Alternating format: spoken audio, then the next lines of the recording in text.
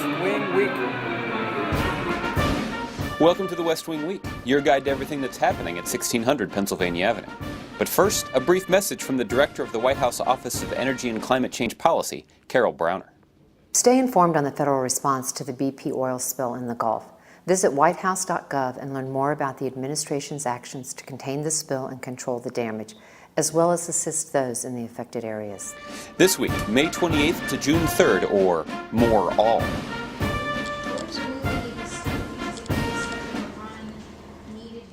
On Friday, May 28th, President Obama made his second trip to the Louisiana Gulf Coast to help facilitate the federal response to BP's oil spill. He was met by Incident Commander Thad Allen, as well as Lafourche Parish President Charlotte Randolph. They went to Fourchon Beach to inspect efforts to contain this tragic accident, as well as see some of the impact the spill is already having on the area. The old boom was picked up yesterday. The old boom was picked up yesterday, but this will just soak up the oil as it comes up. And if you guys want to get a little bit closer and get dirty, you can see. You might want to stop right around here. You can see these little balls. These are the tar balls that they're talking about. The president then went to the U.S. Coast Guard station at Grand Isle to be briefed on the latest conditions on the ground. First of all, this is the current perimeter of the spill. Also attending the meeting were some local officials, including parish presidents, members of Louisiana's congressional delegation, and the governors of Louisiana, Alabama, and Florida. There are issues that need to be worked out, and they are worked out. Because the one thing I'm absolutely sure of is, regardless of your politics and whether you're Republican or Democrat, there are a lot of desperate people down here whose livelihoods are dependent on us operating effectively. The president then made a statement to the press waiting outside the station.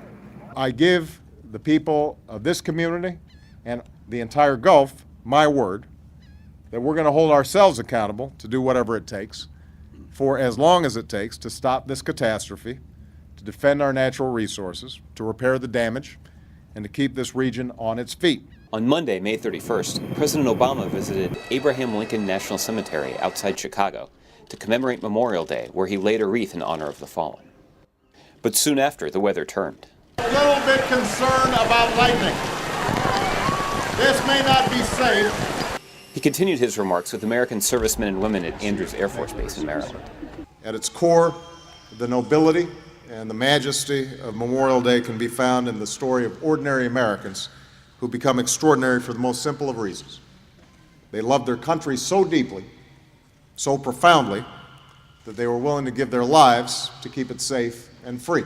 That morning, the vice president went to Arlington National Cemetery to lay a wreath at the tomb of the unknown soldier. He later made remarks. Today is a day in which sorrow mixes with incredible pride.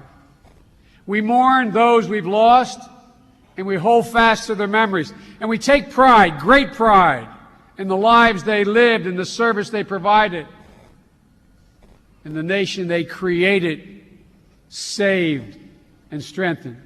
On Tuesday, June 1st, the president met with BP Oil Spill Commission co-chairs, former Senator Bob Graham of Florida and former EPA Administrator Bill Riley, to examine the root causes of the unprecedented disaster caused by the explosion of a BP oil rig.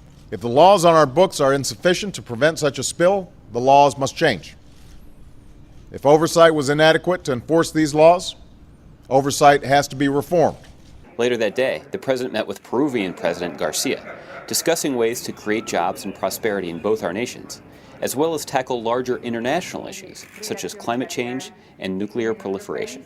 That's the kind of relationship that the president and I have established personally. It's the kind of relationship that our countries have been able to establish over the years, and it's a relationship that I expect will continue to grow and develop in the years to come. On Wednesday, June 2nd, the president was visited by General Raymond Odierno, commander of the U.S. forces in Iraq, who had just flown in from Baghdad. They discussed Iraqi security and political issues as the U.S. prepares to end its combat mission in Iraq by the end of August. That afternoon, President Obama traveled to Carnegie Mellon University in Pittsburgh, Pennsylvania, where he spoke about the current state of the economy and where we need to go from here. As we emerge from this recession, we can't afford to return to the pre-crisis status quo.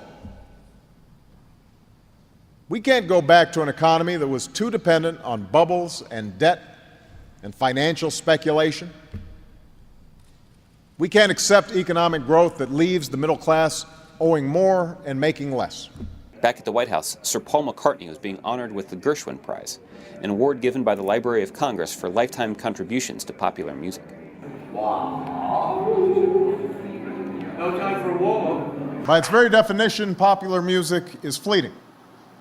Rarely is it composed with an eye toward standing the test of time. Rare still does it actually achieve that distinction. And that's what makes Paul's career so legendary. Sir Paul even sang a song for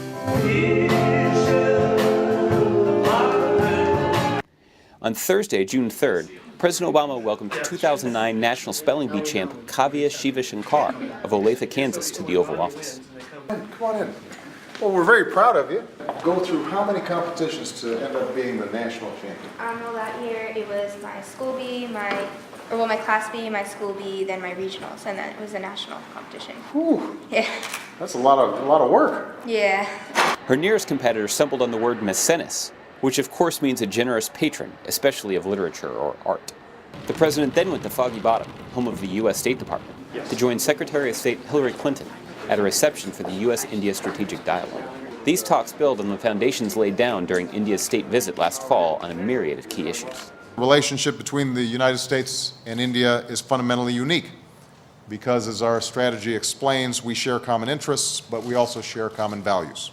As the world's two largest democracies and as countries that are rich in diversity with deep and close connections among our people. To find out more information on any of these topics or to see complete videos of these events, go to whitehouse.gov. And thanks again for checking out your West Wing Week.